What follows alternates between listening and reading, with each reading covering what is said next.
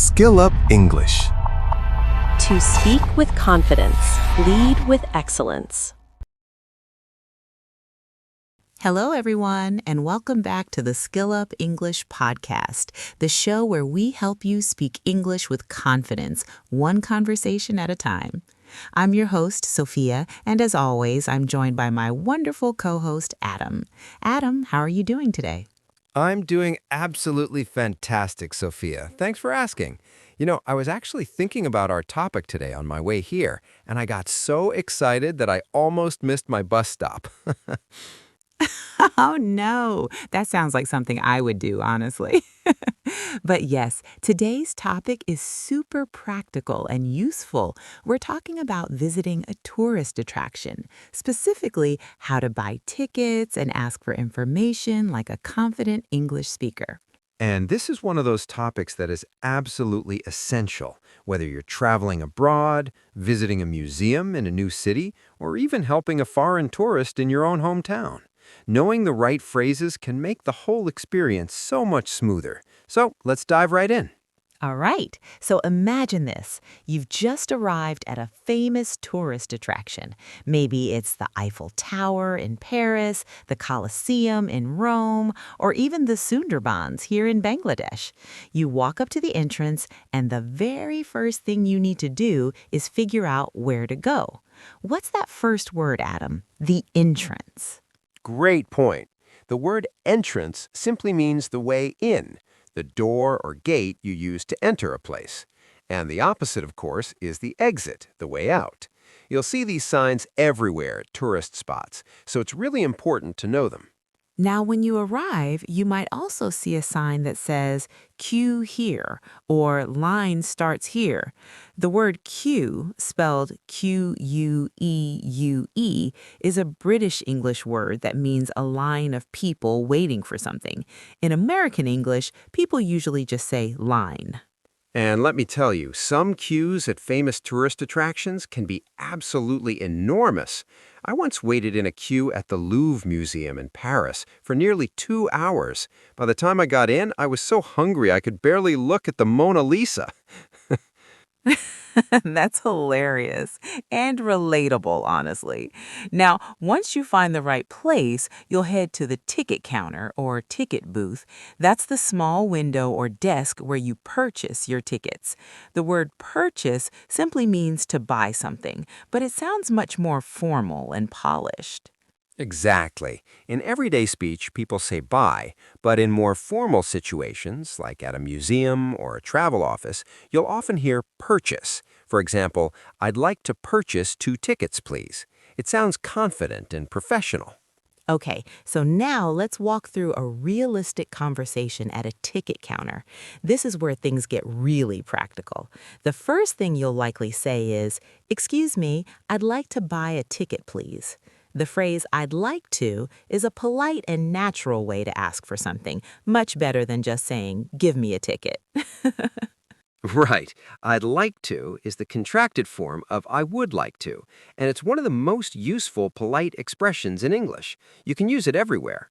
I'd like to book a table. I'd like to check in, or I'd like some help, please. Super versatile.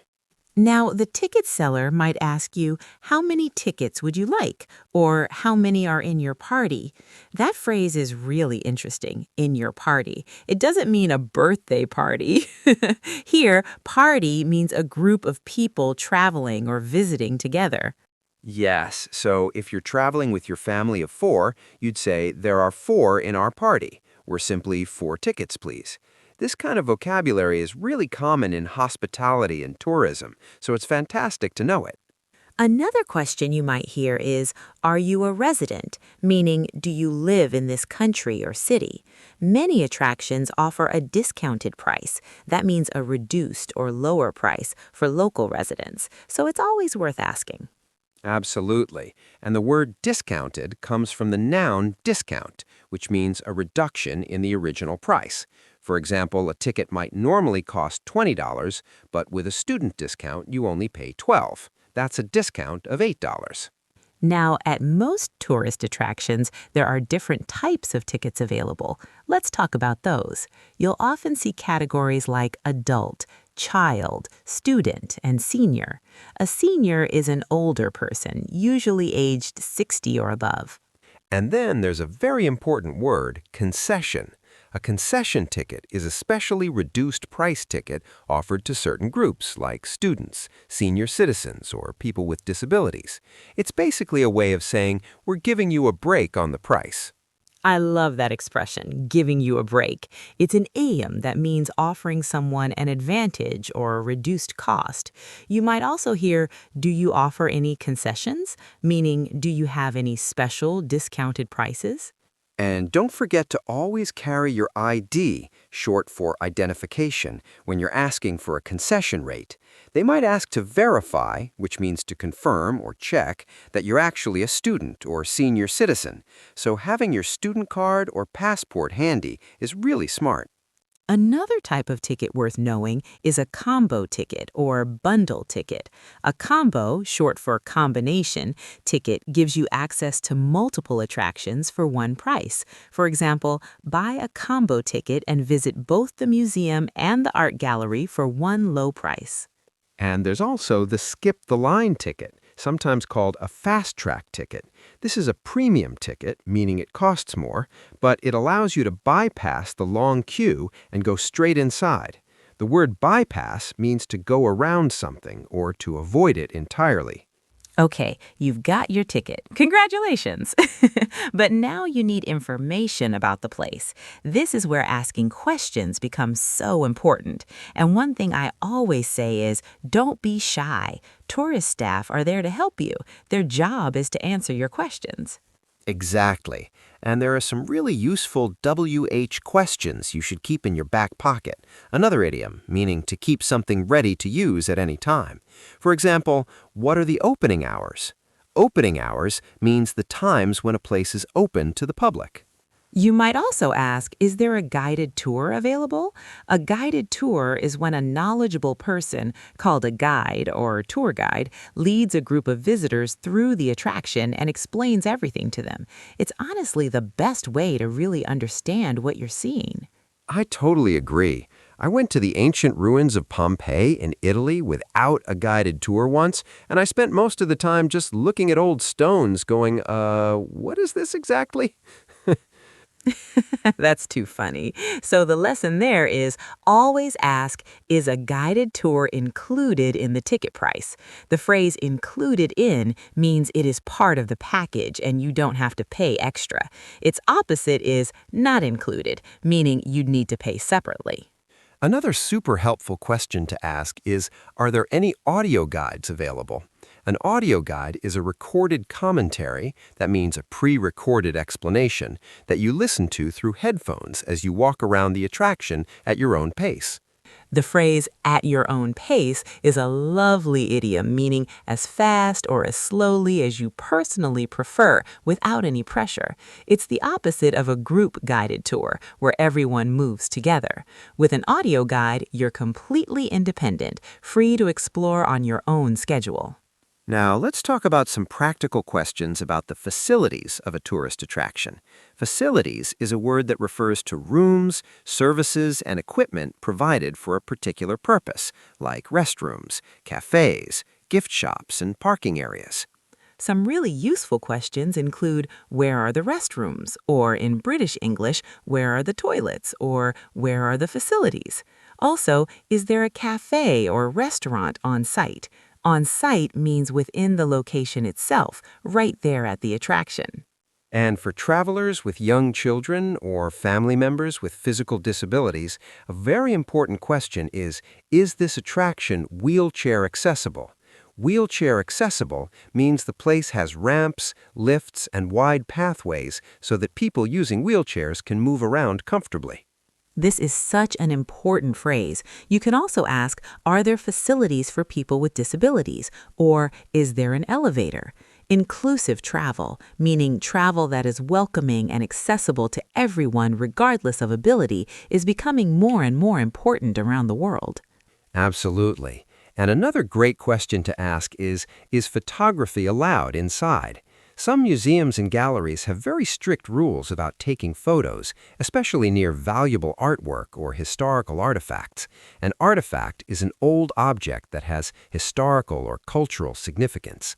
You might hear the staff say, photography is permitted in most areas, but please refrain from using flash. Permitted means allowed, and refrain from is a formal way of saying please don't do something. So please refrain from using flash means please don't use your camera flash. Now, inside tourist attractions, you'll see lots of signs and notices. Understanding them quickly is a really important skill. Some common signs include do not touch, keep out, restricted area, and staff only.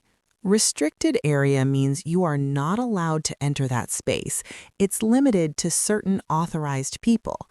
And staff only means only employees of the attraction can go there.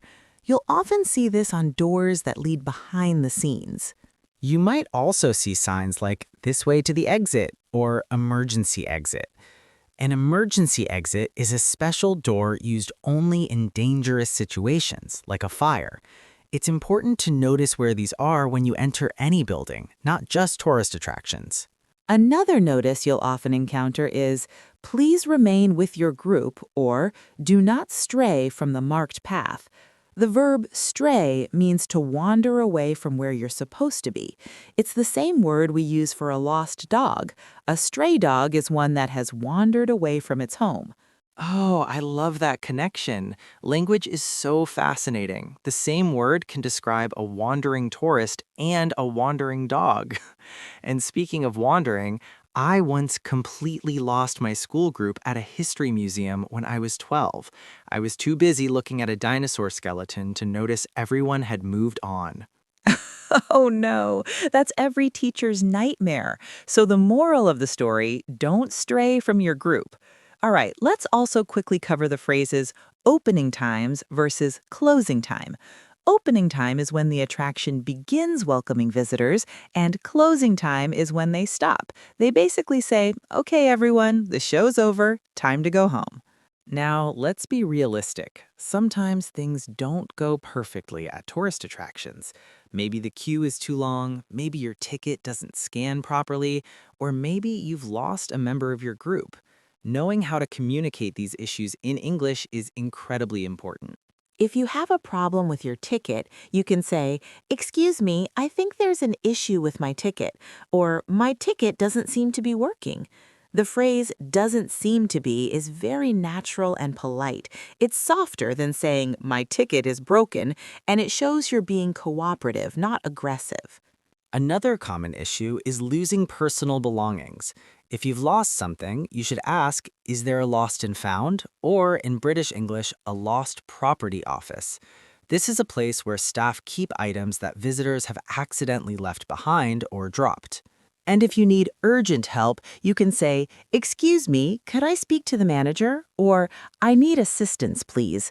Assistance is a formal word for help. It's the noun form of the verb assist, which means to help someone. And here's a really important cultural tip. In most English-speaking countries, when you have a complaint or a problem, it's always best to be calm and polite, even if you're frustrated. Starting a complaint with, excuse me, I'm so sorry to bother you, but goes a long way. People are much more willing to help when you're kind. Okay, your visit is coming to an end, but before you leave, many tourists like to stop at the gift shop. A gift shop is a store inside or near a tourist attraction that sells souvenirs and mementos. The word souvenir, borrowed directly from French, means an object you buy to remember a place or experience. And a memento is very similar. It's any object that helps you remember a special moment or place. Some tourists buy fridge magnets, postcards, miniature models, or keychains. I personally always buy a postcard. It's light, cheap, and it looks great on my wall. That's actually such a clever idea. Postcards are also a wonderful way to practice your English writing. You can write a short message to a friend describing your experience. In the gift shop, you might hear, would you like that gift wrapped? Meaning, do you want me to wrap it in decorative paper as a present? And when you're finally ready to leave, it's always lovely to say a warm goodbye to the staff. Something simple like, "Thank you so much. We really enjoyed our visit." Or, "It was a wonderful experience. We'll definitely be back." These small phrases make a big impression. The phrase make a big impression is an idiom meaning to have a strong positive effect on someone's memory or opinion of you. And honestly, being polite and gracious, that means showing warmth and gratitude, makes you a fantastic ambassador for your country and culture. And now it's time for everyone's favorite part of the show, Sophia's Vocabulary Corner. Sophia is going to walk us through 10 important words and idioms from today's episode with beautiful example sentences. Sophia, the floor is all yours. Thank you, Adam. All right, listeners, grab a pen and notebook because here we go. 1. Concession. A concession is a specially reduced price or allowance given to a particular group of people, such as students, seniors, or those with disabilities. As a full-time student, Maria qualified for a concession rate at the art gallery and paid only half the regular price. 2. Purchase. To purchase means to formally buy something. It's more polished than the word buy and is commonly used in official settings. James decided to purchase his museum tickets online in advance to avoid the long queue at the entrance. 3. Queue. A queue is an orderly line of people waiting for something, commonly used in British English. The queue outside the Eiffel Tower stretched all the way around the block, so we decided to book a skip-the-line ticket instead. 4. Bypass. To bypass means to go around or avoid something entirely. With their fast-track tickets, the group was able to bypass the 2-hour queue and walk straight into the castle. 5. Artifact. An artifact is an old or historically significant object that tells us something about the past. The museum displayed a 3,000-year-old Egyptian artifact behind a thick glass case to protect it from damage. 6. Refrain from. Phrasal verb. To refrain from something means to deliberately stop yourself from doing it, especially out of respect or following a rule. Visitors were kindly asked to refrain from touching the ancient sculptures, as the oils from human skin can cause damage over time. 8. At your own pace. Idiom. This idiom means to do something as slowly or as quickly as you personally wish without any pressure from others. The audio guide at the History Museum allowed Sarah to explore each exhibit at her own pace, spending extra time in the sections she found most fascinating. 9. In your party. Phrase. Party in this context means a group of people traveling or visiting together, not a celebration. The ticket officer asked, "How many are in your party?" And David replied, "There are 6 of us, 2 adults and 4 children." 10. Stray. Verb. To stray means to wander away from where you're supposed to be. The tour guide warned the group, "Please do not stray from the marked path, as some areas of the ancient ruins are unstable and dangerous." And those are your 10 words and idioms for today. Practice using them in real sentences. Maybe even write your own examples in a notebook. That's one of the best ways to truly internalize new vocabulary, which means to deeply absorb and make it your own. Sophia, that was an absolutely brilliant vocabulary segment, as always. I feel like I've just been on a tourist trip myself just from this episode. To all our wonderful listeners, today we covered everything from arriving at an attraction and buying tickets, to asking for information, understanding signs, handling problems, and shopping for souvenirs. That's right. And remember, the key to speaking English confidently in real situations is practice, practice, practice. Next time you visit any tourist attraction anywhere in the world, try using these phrases. You'll be amazed at how naturally they start to come. If you enjoyed today's episode, please give it a like, share it with a friend who's learning English, and subscribe to the SkillUp English Podcast so you never miss an episode. We upload new content every week covering all the real-life English situations you'll actually encounter in daily life. And if you have a topic you'd like us to cover, whether it's job interviews, shopping, travel, or anything else, drop it in the comments below. We absolutely love hearing from you. Until next time, keep learning, keep practicing, and keep leveling up your English. I'm Sophia And I'm Adam. from the SkillUp English Podcast. See you next time.